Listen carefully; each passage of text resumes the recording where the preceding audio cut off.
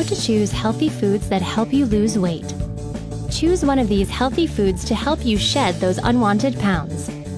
You will need raw veggies, beans, peas, raisins, dried or frozen fruit, green tea, cinnamon, and wheat germ. Step 1. Save calories by adding raw veggies and dried fruit to salads instead of croutons, cheese, and bacon bits. Try fillers like beans, peas, raisins, and any other veggies you like. Use a low-fat or fat-free dressing to replace ones that are high in fat. Step 2.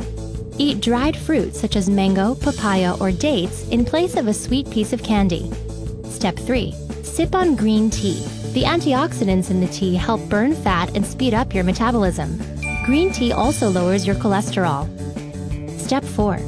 Sprinkle a little cinnamon on your coffee, fruit, whole grain toast, or oatmeal to help control your blood sugar. Studies show that a quarter teaspoon of cinnamon a day can lower cholesterol, blood sugar, and triglyceride levels in people with type 2 diabetes. Step 5. Prepare a banana fruit smoothie by blending blueberries, a banana, wheat germ, and water in a blender for 30 seconds.